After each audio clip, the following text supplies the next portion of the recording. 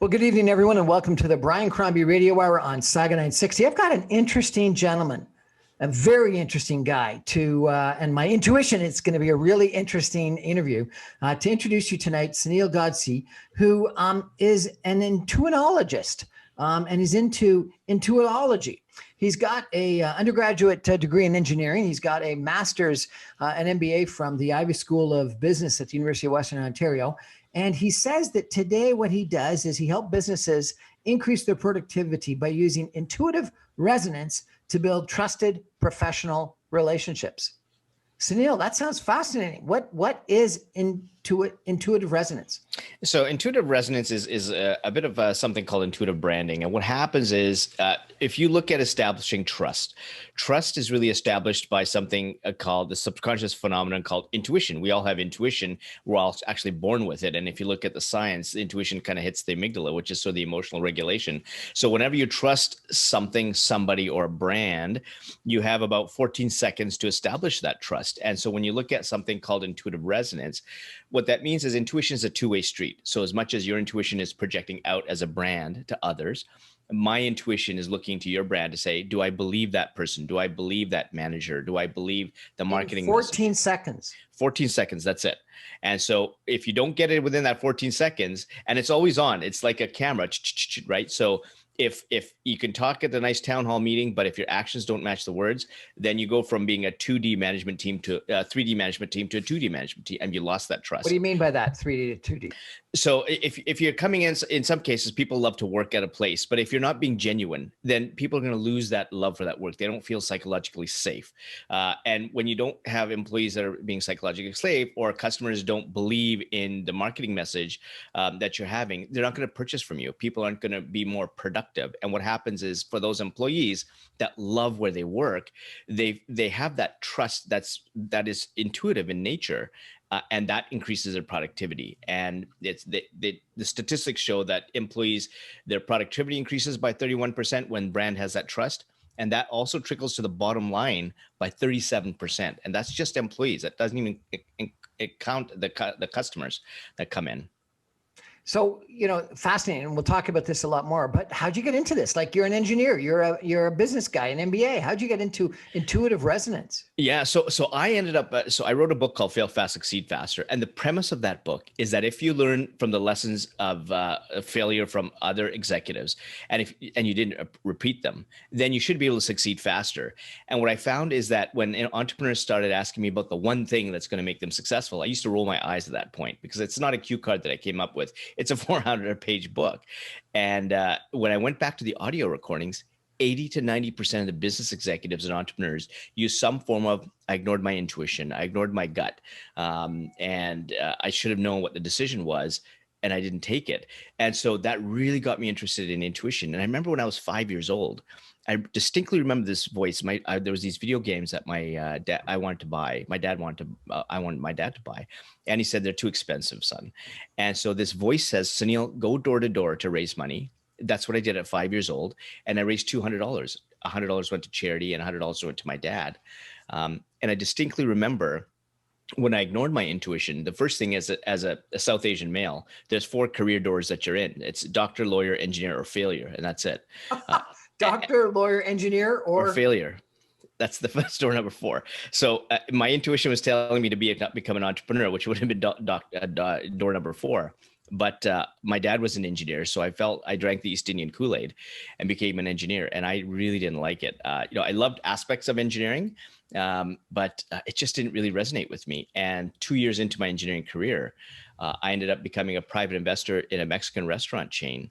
And I was making 5 times more in dividends than as a full-time engineer. And something had to snap. I quit. I ran a number of businesses, $20 million in revenues. I lost my relationship with my dad. And then I became a management consultant, had a huge contract in Silicon Valley, but the contract terms kept changing. And then something was telling me to back away from that contract. And I didn't listen. And that company ended up not paying me. And I came back to Canada with 25 cents in my bank account. But perhaps the most devastating one, which really got me to understand intuition, was when I was in engineering in university. I had a friend of mine that was reaching out to try and get some advice. She was being stalked at the time. And again, something was telling me, you should be meeting with her that afternoon. And I ignored that something and said, let's meet a couple of days later. But the very next day, that same guy walked up to her at a bus shelter and put a bullet through her head and killed her instantly.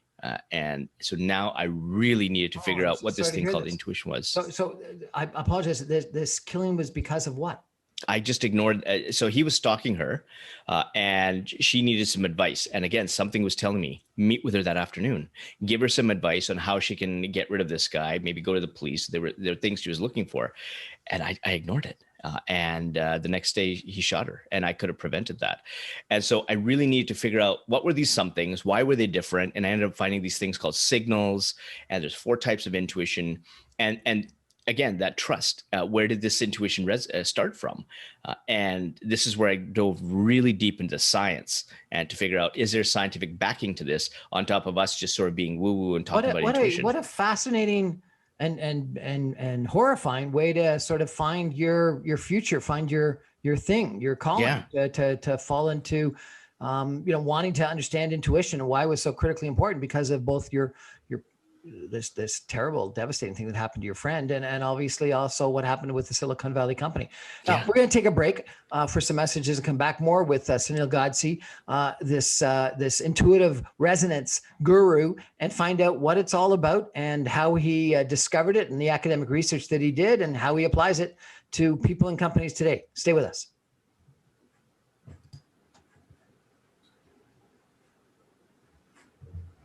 Welcome back to the Brian Crombie Radio Hour, Saga 960. We're chatting tonight with an interesting gentleman. Sunil Godse is his name. He's got an undergraduate engineering degree and a master's in business from the Richard Ivey School of Business, and went through a couple of really traumatizing experiences, both personal as well as business, that gave him the sense that intuition was something that he wanted to study and understand and have an impact on.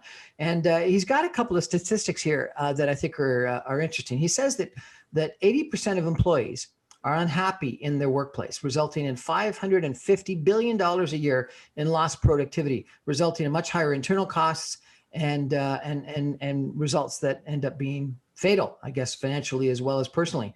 And it's because, he says, companies treat employees as numbers, where transactional relationships and a heavy focus on short-term results engulf their corporate culture. And his solution is that there is good news that we can prevent this by using intuitive resonance in establishing trusted professional relationships between management and their employees. Fascinating. So Sunil, let's go back to, you wanted to understand it academically and did a bunch of research. Tell me about that. Yeah, absolutely. So one of the first things I found out was, since I had intuition when I was 5 years old, one of the first things I thought, okay, am I born with this thing? And so when I looked at the academic research, it was very, very clear that there was one paper that showed that infants as young as 2 months old have been shown to have intuitive tendencies, or this paper calls intuitive physics. And the other thing is that I was talking earlier about the intuition hitting the amygdala. And so brain scans were done. And so as soon as you make a decision, it hits the primitive part of your brain called the amygdala, which is the emotional regulation center. And so all it knows is think, like, do. Trust is a big one. And that's it. So the first decision you make is exactly that trusting thing that that companies need to really have with their employees, potential customers, and their existing clients. And so some people think that, intuition, they call it, mother's intuition or maternal intuition. And other people, think it is sort of the universe speaking to you. What is intuition? Yeah, so and here's where the research really hits, when it comes to the amygdala, there's no language around it. So we all define it in the way that we do. So initially, when I was doing my research, a lot of the time at that point was, voices from God, come from spirituality. And if you believe that that's exactly what intuition is, that's great. I see intuition, for me, as a blend of art and science. The art part are these intuitive signals that we call, and there's positive and negative signals. The positive ones tell us which direction to take that decision, and the negative signals are telling us to walk away from that decision. And then, of course, the science part is what I had to dig in to find that real good balance for me. And more and more, one of the neurologists I interviewed said that there's more and more neuroscience research that's showing that intuition actually hits us much earlier than we're consciously thinking about. And there was a paper that I saw that had intuition hitting us on average 7 to 10 seconds before we actually make a decision or take an action. And they did the same, a similar experiment on entrepreneurs. And they looked at things like skin conductance and heart rate. And they found that intuition hits entrepreneurs on average 7 seconds before they make a business decision. So for me, now I've got this sort of science part. I've also got these signals that's just the way it speaks to you. And so that's exactly how intuition works. It hits you and then it sends you these signals to tell you that it's the right decision or the wrong decision. And there's actually 4 types of intuition. And one of the misconceptions. Hold on a second before we get into the 4 types. Yeah. So let's just delve into this a little bit. So I had understood that the amygdala, Yeah. thank you, was the fight or flight. That's exactly this. Yep. And that it, is effectively that part of the brain that is one of the most primitive parts of the brain that would come from the sort of the plains of Africa when our forefathers and mothers were there. And Yep. it was to react quickly if there was a lion or someone stalking us. And so we had to know who was enemy and who was friend. And so very quickly we could respond to either fight or flight. And so are you suggesting that what this is this is sort of this immediate reaction that we would have had when we were almost, Neanderthals or prehistoric or almost, uneducated, not rational thinking human sapiens, Homo sapiens, about whether this is a foe that we have to flee from or a foe that we have to fight? Absolutely. And for those who, again, it all depends on how far you want to take it. I certainly believe it comes from generations.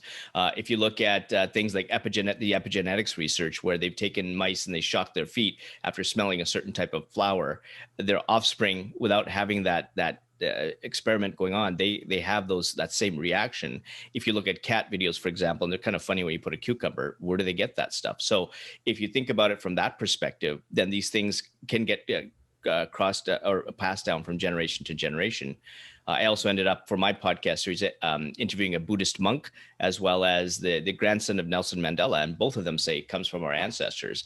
So it's part of your belief system. But then there are people that just say that intuition is just basically data and experience and learning. And that's exactly where your intuition comes from. When it's using the subconscious part of your brain, all these experiences that you're putting in from birth, good and bad, formal and informal, are getting put into your subconscious side of your brain like a library, so that when it does signal you to make a decision, it's going to pull the relevant parts of your past learning and experience to say, you've already got this. You've got the raw skills that if I give you a positive signal, that decision, you've already had the skills before. You don't need to think anymore more about it. But are you saying that that's good? Maybe that's bad. Some people think that racism comes from intuition, from the fight or flight, and maybe that's a bad reaction that we need to overcome. So when it comes to racism, I think this is where we kind of get into sort of highly charged emotional type of issues. And when it comes to intuition, your intuition is really kind of a balance of head and heart. Now, you could argue, I would suppose, that racism also comes from generation, and that's sort of your frame of reference, but it's up to you to see, again, where you go from there. That's something, again, you're taking from your parents or your past generations. And what we have to do if we're trusting your intuition is sometimes you have to break away from what's in the past, what somebody said in the past, and really what are your values? What do you think? And when it comes to even businesses, we sometimes some of the commodity items we buy are because these are things that our parents bought. Yeah. But then there's that emotional rub of, okay, so they bought it, so I feel trusted in that brand because we bought it. So, and I'll give you an example. We had Heinz ketchup that we've always bought in our family, but they did something to one of these small Ontario farms here. Leamington. Yes, exactly. Leamington. And that didn't resonate with me very well. So I switched to French's, right? So again, I'm making that value judgment that hit my values and my intuition saying, I don't trust that brand anymore because it's just not, they're just looking at the bottom line. So now I've taken a commodity type of item and switched my purchasing habits. Based on that says that the intuition was leading you the wrong way, and frankly, you had to have your rational brain overcome your subconscious brain. Well, so intuition don't forget, is a balance of head and heart. So there's some rationality from the past in there already. So I may take a little bit longer for the neurons to go from the amygdala into the frontal lobe. And so I need to think about it longer, possibly, and that's fine. But when it comes to the moment that it gives you a signal, there's some rationality already in there because it is based on my past learning experience, which is some rationality in there, some logic. Okay, so you're arguing that intuition can be good, can be bad. and that you've got to, and it can be both all historic and some rationality into it. Okay. So you say there's 4 different types of intuition. What are the 4 different types? The 4 different types. The one is called experiential intuition. And that's the one I just explained, where you've got stuff in the subconscious area of your brain. There's situational intuition. And this is when we kind of walk into a room, so to speak, and go, something's just not quite right here. Then we have relational intuition. And what that does is it looks at the people in that situation. And a lot of times it's going to take a look at the things like body twitches, again, that trust factor, to see, is that someone that I can trust? Are the actions matching the words? What's the tone in the language that's being written? And then the last one is creative intuition. That's the one that ultimately makes the decision based on the other 3. If you're making a mundane decision, like what am I going to eat tomorrow, or I'm going to turn left here at the light, your creative intuition is pretty low.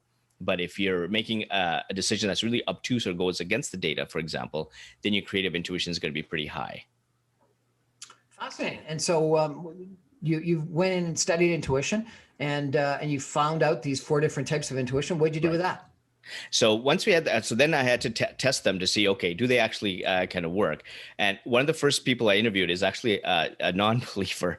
His name is John Rothschild. And John was chairman and CEO of Care Operations at some point. And when I interviewed him for intuition, he goes, Sunil, I don't know what we're going to talk about, because I really don't think it exists. And this is now coming back to the definition of what intuition, because at that time, it was all about spirituality. And John was an investment banker, so he just doesn't think it works. And in some cases, I said, when I was explaining to him the 4 types of intuition, I said, experiential intuition sometimes has you go against the data.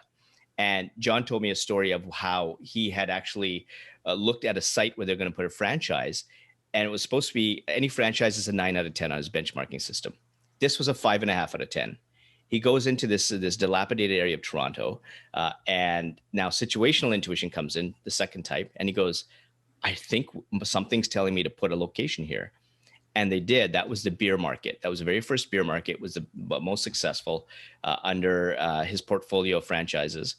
He ends up changing his purpose, saying, I don't want to be an investment banker anymore. I want to actually own a restaurant. And so everybody concerned with the relational intuition, nobody who asked him why he wanted to change, but everybody concerned with money, fame, and ego told him he was nuts. Except his wife. His wife said, I support you fully in what you want to do. And he looks at his wife and says, the reason why I want to do this is because this feels right. So this is now someone about 45 minutes ago saying intuition does not exist, to now telling me about an intuitive signal saying that it feels right. And the 4th of the 4 is the creative decision, which is the ultimate decision. You would think John, who had a really successful background in investment banking, would pick a strong business to start with good cash flows, healthy revenues, and a strong balance sheet. He picked a tiny bankrupt little restaurant. That restaurant ended up being Eastside Mario's location number 1. And he grew that to over 1,000 locations. And by the time he retired after 20 years, $2 billion in revenues, because it felt right. And now he's fully using the word intuition because what I've highlighted for him is intuition. He believed was past learning experience. We talked about signals. It was his experiences, his way of experiencing intuition. And when he understood that in the whole hour, he went from telling me intuition doesn't exist to now saying intuition led him to start Eastside Mario's. That's interesting. So what you're almost describing, though, is something that you're based on your own experiences, his own experiences, not necessarily something that I would have described as the fight or flight response from generations past. Absolutely. Absolutely. And he may believe that. I don't know. I've never asked him that question, but intuition is something that we need to believe, how we experience it. Our signals are unique. So you and I may share a gut feeling, but I had an entrepreneur who got into ventures that he failed at. And every time he started getting to that venture, his left earlobe got hot. And so it kept pulsating. And so when I was interviewing him, he didn't know what his signals were until we started talking about it. And he goes, oh my God, now I remember when I went in there, I thought I needed to go to the doctor because my earlobe was pulsating so hot getting into it. And every single one that he failed at, that earlobe, which was his intuitive signal, was saying, don't do it. And he ignored it. And he lost money, time, effort, and a whole bunch of stuff, going into ventures for the wrong reasons. Fascinating. I used to work for a guy by the name of Jim Pattison, entrepreneur, couple of billion, $7 billion entrepreneurial conglomerate. He owns 100% of all himself. And with every decision that he had to make, he would always say, we're going to make it once in the afternoon after we do the analysis, and then we're going to sleep on it and think about it again in the morning. see if we have the same point of view. And so I don't know if it was intuition, but he always wanted to sleep on every decision. And he would go through all the numbers and all the analysis and think things through in the afternoon, but then we'd sleep on it and see if we make the same decision in the morning. And I guess it was whether he slept good or slept well or not. Yeah, and that's exactly how intuition works. So that's something that what I call, like, I'm starting to put a whole bunch of things. It's something called an intuitive medium. So where do you go to get those intuitive thoughts? So for example, in the shower, which is where do you go to cut out the noise? When I'm in the shower, I get a lot of intuitive thoughts. When I'm going for a walk, just before I go to bed, there are times where I'm thinking about, my marketing or my strategy for the business. And, I can start connecting the dots based on intuitive signals coming in. And so the analogy that I would give, I guess, for Jim would be that he needed that 24 hours because he's got all the data, but what does it feel like and what feels right? And so the next day he can make that decision. That's in my case, I would say it's intuitive in nature, but it does take into account some of that data. So it is not this sort of woo-woo thing that some people paint it to be. We have the data, we have the team, and what he's doing is gathering all of that based on his experience as well. And ultimately, he has to make the decision that supports the data or against the data, but his intuition tells him to make that decision. It's interesting. I used to do some political consulting as well. And the academic research says that people decide in 10 to 20 seconds whether the politician is honest or dishonest. And an honest politician is the thing that people want to vote for more than anything else. Yeah, and there's your 14 seconds. I mean, that's sort of smack dab it, but yeah, very, very close. So that's where that 14 seconds again comes in, that the MRI study showed when they were looking at it. They don't do it from reading something like a policy manual or watching an ad. They look at it from the way someone's face looks. Right, absolutely. Yeah, because what your intuition is doing, again, this is the relational intuition. You're looking at the body twitches, you're looking at facial expressions. You kind of know some of the things that there's always a baseline. So if you're naturally introverted or you've got some natural twitches, for example, your intuition will use that as a baseline. It's what's detracted from that baseline.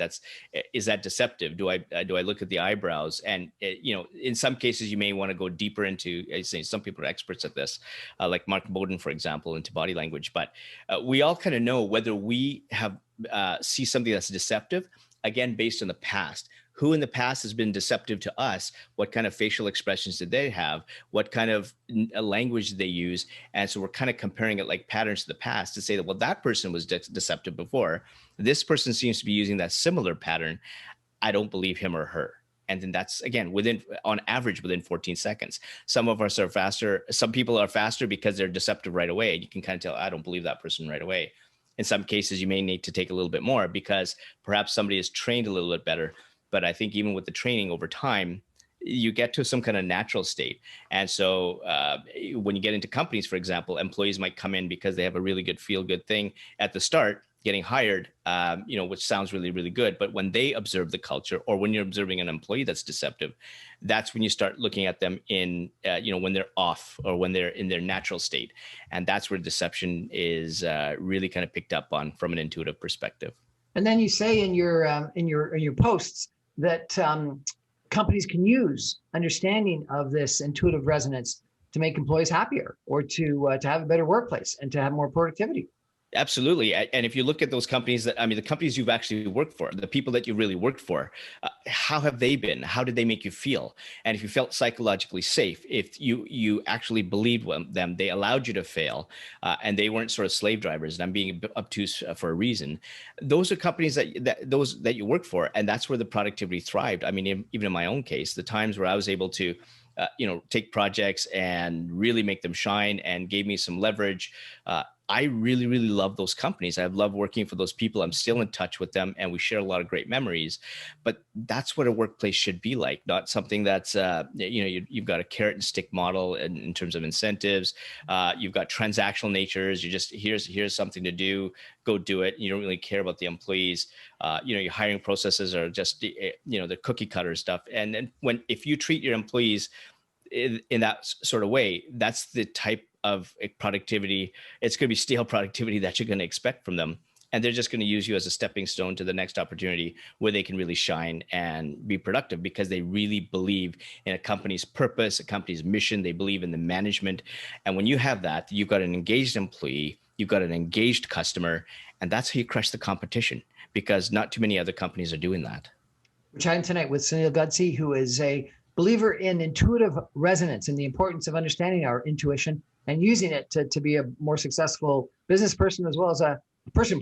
We're going to take a break for some messages and come back more with Sunil in just a minute. Stay with us.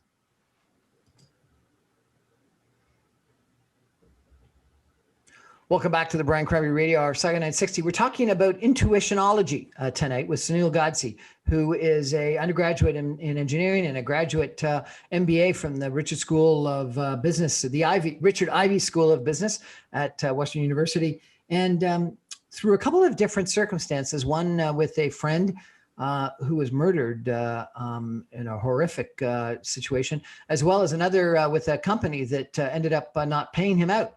Sunil came to become a believer in the power of intuition, did a bunch of research on intuition, and has launched a business and written a book about intuition and how it can be helpful. And he's actually got some interesting some quotes in your materials, Sunil. It comes as no surprise to anyone when such a corporate culture has employees feeling disengaged and demotivated in the workplace, negatively affecting their overall productivity, with downstream effects being higher turnover as valuable employees look elsewhere to find companies who actually care for their employees.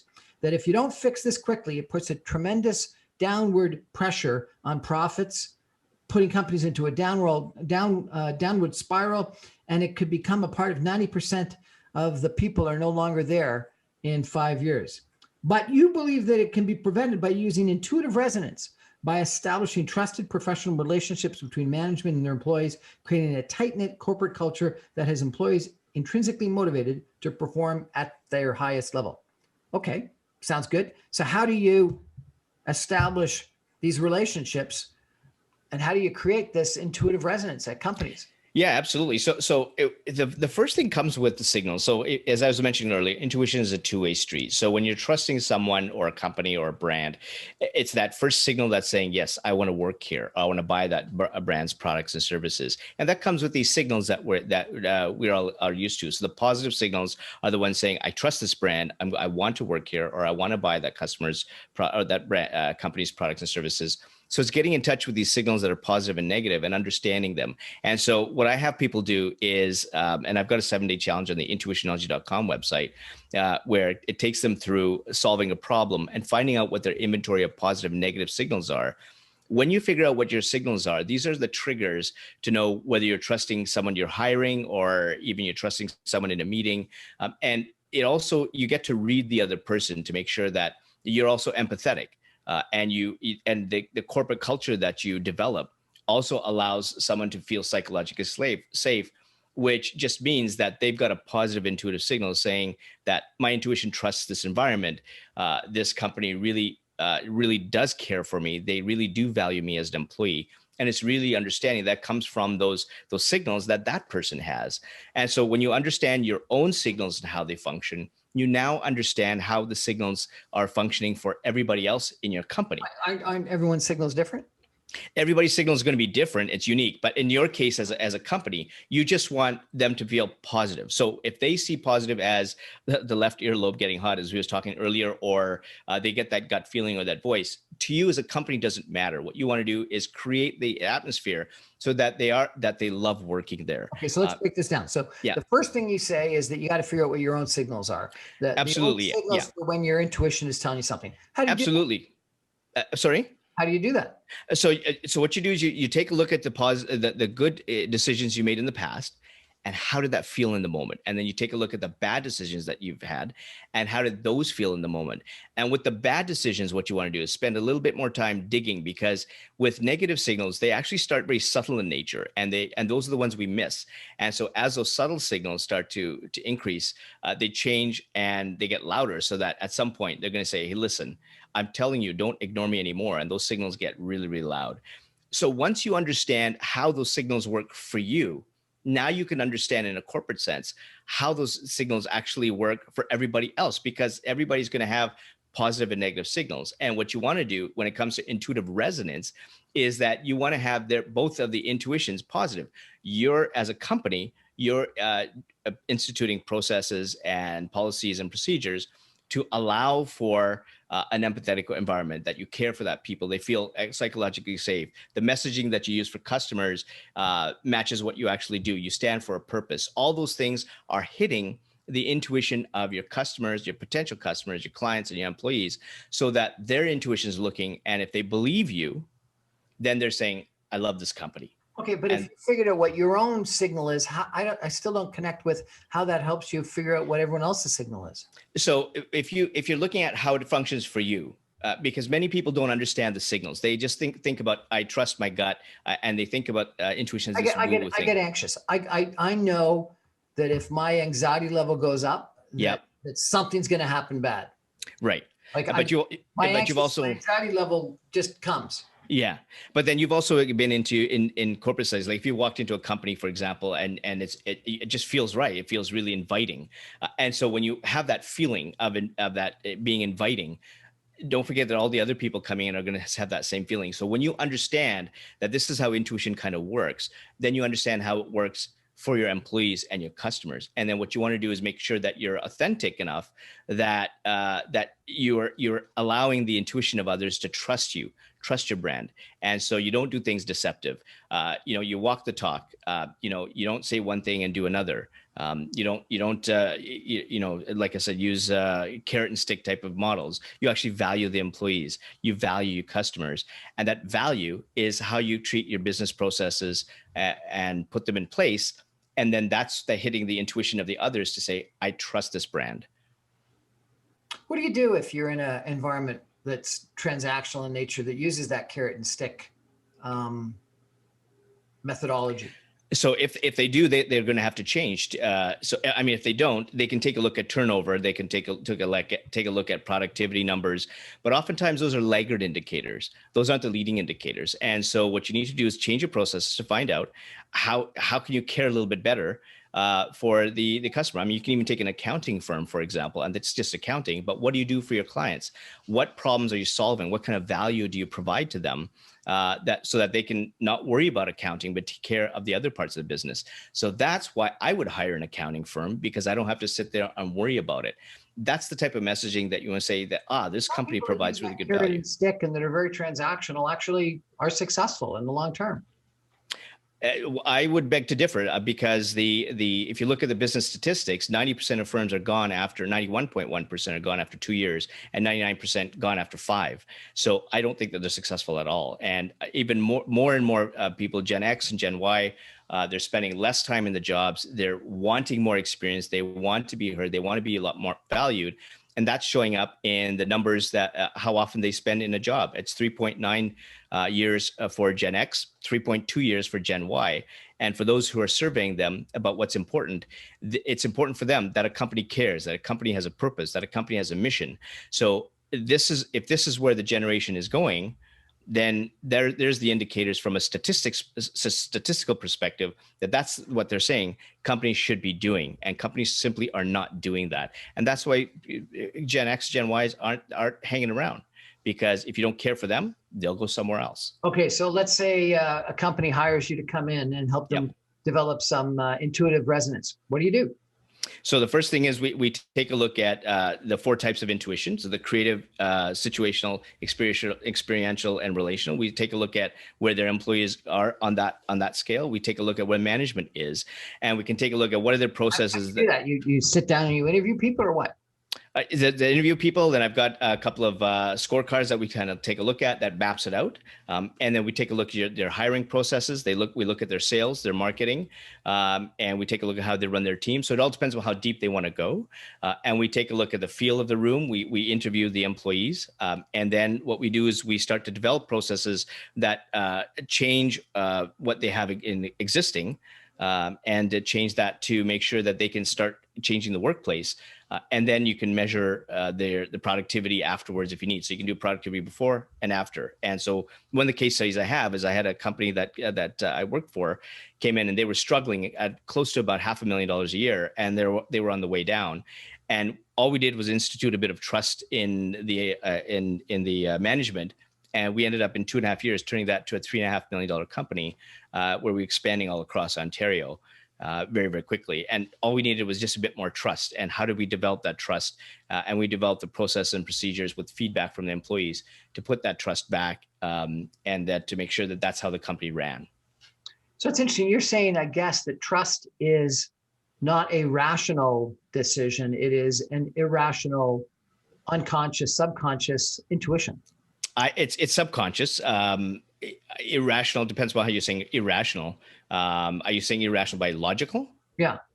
Yeah. So yes, I mean, trust is subconscious. It's that, again, that first 14 seconds, it is the primitive part of the brain. It's very much that fight or flight, right? Are you going to be a dangerous person or not? We're just now putting that in a work environment, but I feel that right away. It's not something that's built up over time. It's built in 14 seconds of how your intuition responds. It is, and it's continuous. It's ongoing. So, you can come in the first, if something changes, and we'll see this with two cultures emerging or a change in the management position, and you go from a very trusted environment to one that can't be trusted just by one person changing, or even one person leaving the room, for example, because somebody doesn't feel safe, psychologically safe with that one person, or with the merger. And it's very quick. It's very, very quick. And again, that 14 seconds, that's all you need. So are there things that one can do to exude trust? Yeah, just be authentic, be open, be honest, care about the employee. It's very, very simple. I mean, because you're managing people, and all you need to do is care about them, right? And I think a lot of times when we get into corporations, we're just so stuck in the business and the position with stress that we don't take the time to really kind of care about the employees, and allow them to express their creativity. And sometimes we're way too mired in the business processes that we need to take a step back and say, how can we change this? How can we make this a better environment? And that's generally the start. And make sure that it's, again, top down. You have to make it top down. Otherwise, it goes only to a certain level and then it stops after that. But, it's kind of interesting. Francis Fukuyama wrote a book called Trust. And it was all about how trust is something that is established over time, and it's a practice. And then there was another book called Erotic Capital that said that regrettably, too much of trust was just based on attractiveness, and that people would take a look at an attractive person and trust them, and an unattractive person and not trust them, and that a lot of those were really unjustified prejudices that we had, biases that we had. Yeah. So in the latter one, I mean, I'm not sure if that's trust or intrigue or curiosity. And if you look at, for example, social media, you have a lot of, beautiful pictures and things on there, and that's great to engage curiosity, but it doesn't necessarily deepen that trust level, the engagement where, somebody's going to actually, buy something. And there have been a couple of case studies where you've had somebody on Instagram with 2 million or 8 million followers, Instagram followers, and tries to sell a t-shirt, and they get like 5 sales. And so it's great. You've got the pretty pictures. You got 8 million people and 100,000 likes all the time, but they don't trust you to that level where they're going to actually exchange value and pay you money for a t-shirt, because you just all you've done is engage curiosity. So the attractiveness gets you in. And it's just like some of the marketing mumbo jumbo that you see now, right? There's tons of stuff on email that you just know, okay, this is a marketing push, this is a marketing play, and you're just hitting delete, delete, delete. There's nothing that engages you, that gets you deeper into that relationship, because it doesn't resonate with your values. You don't trust that brand to say, yeah, they're solving a problem for me. And therefore, what is that problem? What is that product or service that's going to really help me move my life forward? And ultimately, that's what your intuition is looking at. And that's why you buy the products that you do, or the services. And that's why you work at the companies that you work for. You make a pretty compelling case for why intuition is important. Why do you think people disregard their intuition? So there's a number of places. One of the biggest reasons is, and if we go from a past or personal perspective, a lot of times there's some kind of trauma in the past, or they're trying to prove something to somebody, or they're trying to fit in, or they have this kind of mask or ego, and they think they need to be somebody that they don't. And when they do that, what happens is they squash those intuitive signals down, where you can't hear them anymore, because they're so concerned about how to show up at work, or how to show up in a team, when it's not really them, or they're afraid to speak their voice, and there's this fear. And when you have those kind of things that stop those, even though your intuition is saying speak your voice, they're afraid. And so if they're afraid, then are you afraid because you're afraid, or are you afraid that that company is not doing a good job of allowing you to speak your mind? And so it all depends on where that comes. But those are the reasons why we don't seem to listen to our intuition, because we need to be somebody else. And it could be that in a corporate sense, we stop listening to our intuition, but at home we're totally different. Again, it all depends upon a case by case basis. But those signals are there. It's just whether you're going to listen to it and really, really live a life on your own terms, authentic, and do the things that you want to do, not based on somebody else or what society wants, or what a company is trying to do to you. When you don't really believe in the company or you stand for that company, then you got to move on. You've used the word authentic a bunch tonight. Mm-hmm. I hear it all the time. It's like a buzzword that lots of people use. What is it? What is it? What do you mean by authentic? So for me, authenticity for me means that you are who you are. You have your opinions, you have your ways of doing things, you have your values, and what you do is you live by those values. To me, that's what who you are. So if I'm in, for example, in a team meeting and I don't agree with a certain direction, I will speak my mind and not hold back, right? And that's part of my contribution. If I look at, I have certain opinions on intuition or how I do things or how I raise my kids, or my relationship with money or my friends, and I live my life the same using through those values. I don't change for you or a company or my kids or my wife or my friends. I am the same person. And when I'm consistent in that way, to me, that's what authenticity is. And when you are kind of like that, you're actually listening to your intuition all the time, because my intuition is telling me, am I going to meet with that person or not? Is that person genuine? Is this situation the right one? Is this the right way to talk to my kids? Is this the right client to take? All of those are based on my intuitive signals. Is this the right marketing program for Intuitionology or sunilgodse.com? Those are all based on intuitive signals that help me show up in the way that I am. And I'm not going to put on a mask for you or my kids or anybody else, because I am who I am. How do you figure out who you are? How do you figure out who your authentic self is? Is there a process? So for me, it's just, I mean, that's tough. I don't know if it's a process. For me, of course, it's just trusting my intuition, because that is based on my past. I've had some good things. I've had some bad things. I've had, hoops I've had to jump through. I mean, the devastating things that have happened, and have success. And through all of those, I have sort of this life that I've led through my experiences, and I carry that with me like a sack. To say, if I make a decision, it's kind of based on those experiences from what I've seen. I also look to others, to mentors, and see, okay, do those values resonate with mine? And if they do, then I have a learning, I have a process that I can learn from through the lens of somebody else that might shape my values. And again, I'm using my intuition to filter those people on the inside, to allow them on the inner side, because they resonate with my values, because I trust them. And so it's kind of an ongoing process, but I'm who I am. And that's who I show up to be, based on, again, my life and where I've been. We're chatting tonight with Sunil Godse, who is a believer in the power of intuition, and he believes in intuitive resonance. We're going to take a break and come back with some concluding comments in just a minute. Stay with us.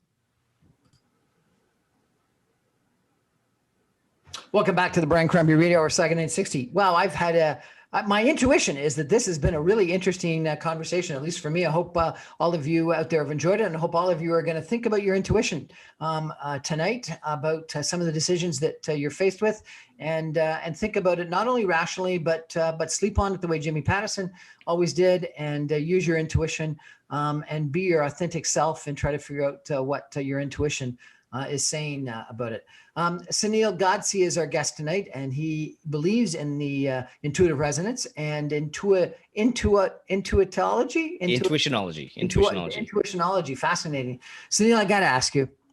So you said that your dad wanted you to become an engineer. Yeah. What does your dad think about you becoming a intuitionologist? So we did speak for a long, long time, and it was really interesting that. So just before I wrote my first book, we had this conference called the Fail Fast, Succeed Faster conference. It was all about learning from failure, and my dad. So we just started speaking, and he became a sponsor.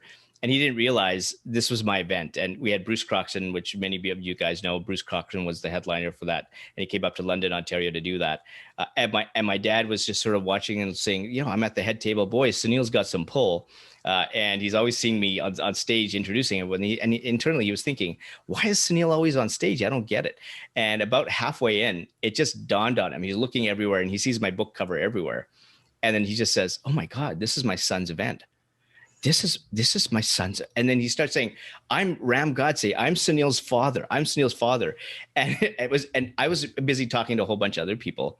And it was just one of my friends that said, your dad just had this moment where he realized what you were doing. And it was probably one of his proudest moments he's ever had, because that was the first time we really connected after the time we stopped talking when I was in engineering.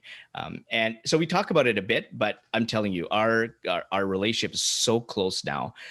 And it's amazing. I mean, there's a purity to our relationship that's unbelievable. I don't think it would have happened unless I was being me and I'm doing what makes me happy. And he's seeing that. Awesome. What a great story. So Sunil, if people want to check you out or get your book or get one of your courses, how do they do that? Absolutely. So they go to sunilgodse.com. My 2 books are there, and they can learn more about intuitive resonance or intuitive branding. And if they go to intuitionology.com, I mentioned the 7-day challenge. That's for free, by the way, and they get a free copy of the ebook there. And it takes them using the components of their intuition to solve a problem within 7 days. And that's completely free. And then they have a PDF that they can continue to use. I'm on LinkedIn, Twitter, on Facebook, Instagram. I'm going to try TikTok without dancing, because if I start dancing, there's a negative intuitive signal everyone's going to have saying, please stop. And so, connect with me, send me a DM. Happy to connect and answer any questions.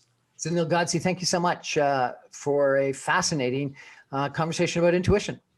Thank you. Well, that's our show for tonight. It's the Brian Crombie Radio Hour. I come to you every night on Saga 960, or you can stream me online at www.saga960am.ca, or you can get all my podcasts and videocasts on briancrombie.com, or on Spotify, or on Apple Podcasts, and my videos on YouTube. Thanks so much. Good evening, everybody.